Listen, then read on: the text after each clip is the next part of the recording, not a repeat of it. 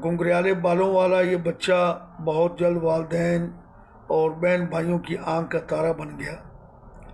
अजीज़ अहमद ने इब्तदाई तालीम हांगकांग से हासिल की।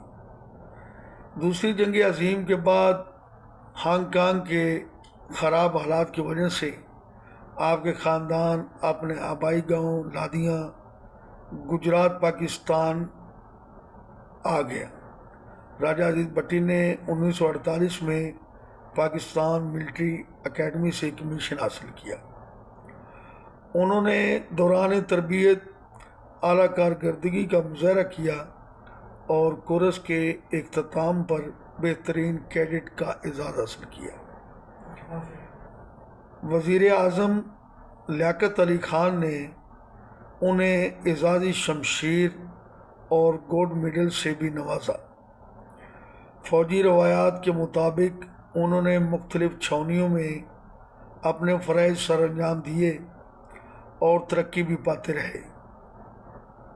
1956 में आप पाक फ़ौज में मेजर के अहदे पर फायज हुए। फ़ौजी रवायात के मुताबिक 6 सितंबर 1965 को भारत ने अचानक रात की तारीकी में शब खून मारा और लाहौर के चंद सरहदी इलाकों पर कब्ज़ा जमा लिया। उनका असल मंसूबा BRB नहर पार करके लाहौर पर कब्ज़ा करना था। मेजर राजा अजीज़ भट्टी उन दिनों लाहौर के मज़ाफ़ाती इलाके बरकी में अपने फ़ौजी दस्तों के साथ फ़राइज़ सर अंजाम दे रहे थे। अगरचे उनकी 2 पलटूनें BRB नहर के करीब तैनात थी, लेकिन उन्होंने अपनी कंपनी की क़यादत खुद करने का फ़ैसला किया और अगली पलटन की कमान संभाल ली। दुश्मन मुसलसल हमले कर रहा था, लेकिन राजा अजीज़ भट्टी दुश्मन की पेशकदमी पर गहरी नज़र रखे हुए थे। वो डट कर दुश्मन का मुकाबला कर रहे थे। 9 और 10 सितंबर की दरमियानी शब दुश्मन ने इजाफी फ़ौजी कुव्वत, तोपखानों और टैंकों की मदद से भरपूर हमला कर दिया। दुश्मन लगातार अपनी फ़ौजी ताकत में इजाफ़ा कर रहा था। इन हालात के पेश नज़र दिफाई हिकमत अमली के मुताबिक उन्हें इलाका छोड़कर पीछे आने की इजाज़त हदायत की गई, मगर वो दुश्मन का मुकाबला बड़ी जुर्रत और शुजाअत से करते रहे। दुश्मन से लड़ाई चौथे दिन में दाखिल हो चुकी थी। मेजर अजीज़ भट्टी ने एक लम्हे के लिए भी आंखें नहीं झपकी थी। वो लगातार जाग रहे थे। जब उन्हें आराम का कहा जाता तो उनका एक ही जवाब होता कि इन हालात में मैं आराम कैसे कर सकता हूँ। अब नहर के एक तरफ भारतीय फौज थी और दूसरी तरफ पाकिस्तानी फौज। दुश्मन की मुसलसल कोशिश थी कि वो किसी तरह नहर पार कर ले। इस मकसद के लिए वो बार बार जगह बदल बदल कर हमले कर रहे थे। माहौल का इंसान पर गहरा असर होता है। अच्छा माहौल इंसान को सेहतमंद और चाक व चौबंद रखता है, जबकि गंदगी से अटा माहौल हमें तरह तरह की बीमारियां देता है। साइंस की तरक्की ने हमें अच्छी तरह समझा दिया है कि गंदगी का बीमारियों से बराह रास्त ताल्लुक़ है। कूड़ा करकट और गंदे पानी के जोहड़ वो जगह हैं जहाँ मक्खियाँ, मच्छर और अनवाओ इक़साम के कीड़े मकोड़े बाकसरत परवरिश पाते हैं। उसके अलावा इन जगहों पर ऐसे जरासीम भी होते हैं जो आँखों से नज़र नहीं आते। मक्खियाँ, मच्छर और दूसरे कीड़े मकोड़े उड़कर खाने पीने और दूसरी अशिया पर बैठते हैं। ये अपने साथ गंदगी और बीमारियां पैदा करने वाले जरासीम लाते हैं। नतीजतन قریبی آبادیاں بیماریوں میں مبتلا ہو جاتی ہیں۔ اگر یہ گندگی، کوڑا کرکٹ اور آلودہ پانی زیادہ عرصے تک ایک جگہ رہیں تو ان سے مختلف بیماریوں کے علاوہ بدبو اور تعفن بھی جینا محال کر دیتے ہیں۔ ہمارا دین بھی ہمیں صفائی اور پاکیزگی کو اختیار کرنے اور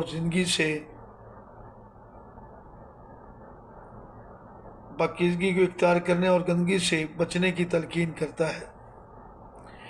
ایک وقت تھا جب لوگوں کو ماحول اور اس کی صفائی کی اہمیت کا اندازہ نہ تھا، لیکن سائنسی ترقی سے یہ بات روز روشن کی طرح عیاں ہو چکی ہے کہ کس قسم کا ماحول ہمارے لیے فائدہ مند اور کس قسم کا ماحول نقصان دہ ہے۔ ہمیں پتہ ہے کہ ہیضہ، ٹائیفائڈ، پولیو اور اس جیسی دوسری بیماریاں مختلف جراثیم، بیکٹیریا یا وائرس کی وجہ سے پیدا ہوتی ہیں۔ کورونا جیسی موذی وبا بھی ایک جان لیوا وائرس کی وجہ سے پھیلی۔ سائنس کی ترقی نے ہمیں شعور دیا ہے کہ ہمیں اپنا ماحول، اپنا محلہ، اپنا علاقہ اور دیگر متعلقات کو صاف ستھرا رکھنا چاہیے۔ اگر یہ تمام چیزیں صاف ہوں گی تو بیماریاں ہم سے دور رہیں گی۔ بازار میں ایسے سپرے بآسانی دستیاب ہیں جو ہماری صحت کے لیے خطرہ بننے والے جراثیم کو تلف کر دیتے ہیں۔ بعض اوقات زیر زمین پانی کسی وجہ سے آلودہ ہو جاتا ہے اور پینے کے قابل نہیں رہتا۔ سائنسی ترقی کی بدولت انسان نے پانی کو قابل استعمال بنانے کے لیے مختلف طریقے دریافت کر لیے ہیں، چنانچہ آلودہ پانی بھی پینے کے قابل بنایا جاتا ہے۔ آلودگی کی کئی قسمیں ہیں، جن میں سے 3 بڑی قسمیں آبی آلودگی، صوتی آلودگی اور فضائی آلودگی۔ وہ آلودگی جو پانی کو متاثر کرے آبی آلودگی کہلاتی ہے۔ فیکٹریوں اور کارخانوں کا کیمیکل ملا پانی ندی نالوں میں بہا دیا جاتا ہے۔ شہر کے آلودہ پانی کو دریاؤں میں پھینک دیا جاتا ہے۔ اس کے نتیجے میں آبی آلودگی جنم لیتی ہے، کیونکہ یہی پانی جب بالواسطہ یا بلا واسطہ طور پر انسانوں، جانوروں اور پرندوں کے استعمال میں آتا ہے تو اس سے وہ مختلف اقسام کی بیماریوں میں مبتلا ہو جاتے ہیں۔ یہ پانی فصلوں کو دیا جاتا ہے تو فصلیں آلودہ ہو جاتی ہیں، نتیجے کے طور پر سب اس کا شکار بن جاتے ہیں۔ بسم اللہ الرحمن الرحیم۔ علی والا ہر ایک در کا سوالی ہو نہیں سکتا، علی والا ہر ایک در کا سوالی ہو نہیں سکتا، برے جس کا علی دامن وہ خالی ہو نہیں سکتا۔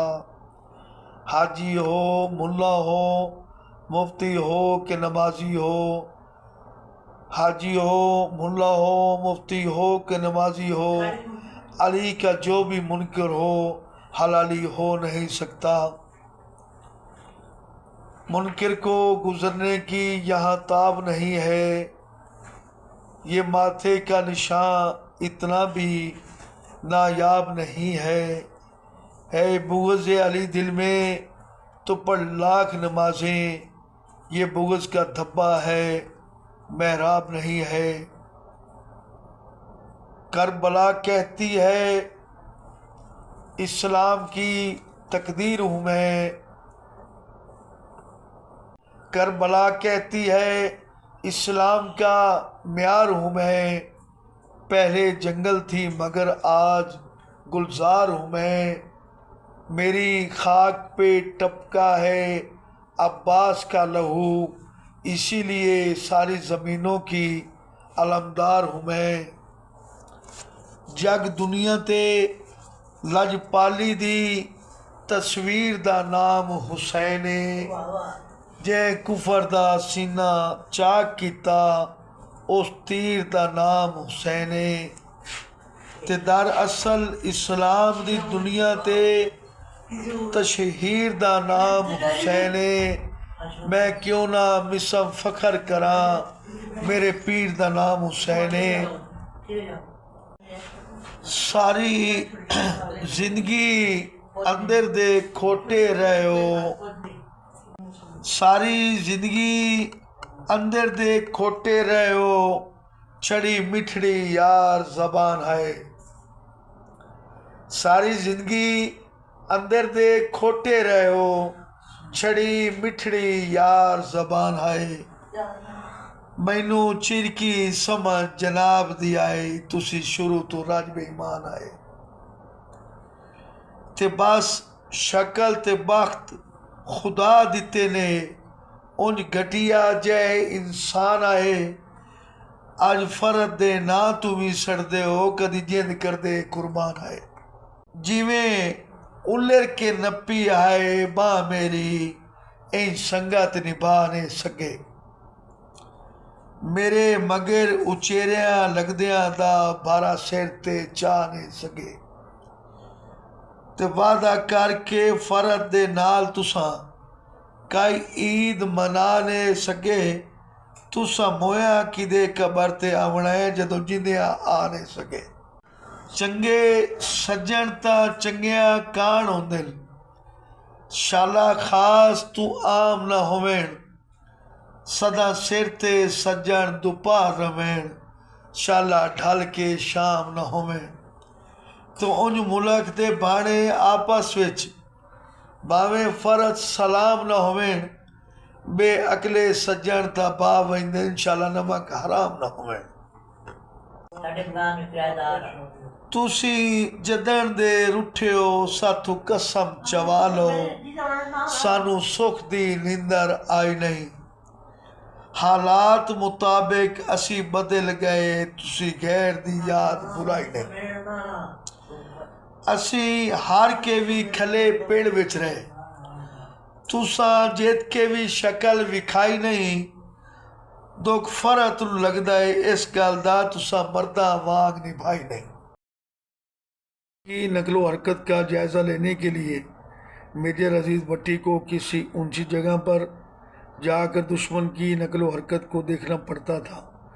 ये पुरखतर काम इस बहादुर मर्द मुजाहिद की हिम्मत को मात न दे सका। ज़मीनी हमलों के बाद दुश्मन की फ़िज़ाइया ने भी उस जगह बमबारी शुरू कर दी जहां पाक फौज डटकर मुकाबला कर रही थी। अगरचे मेजर अजीज़ भट्टी और उनके साथी दुश्मन की नज़र में आ चुके थे, लेकिन जंगी लिहाज से वो जगह बहुत सूदमंद थी। लिहाजा ख़तरात के बावजूद मेजर अजीज़ भट्टी वहीं डटे रहे और दुश्मन की नकलो हरकत को लम्हा भर के लिए भी अपनी नज़रों से ओझल न होने दिया। 12 सितंबर की सुबह दुश्मन ने गोलाबारी में इजाफा कर दिया।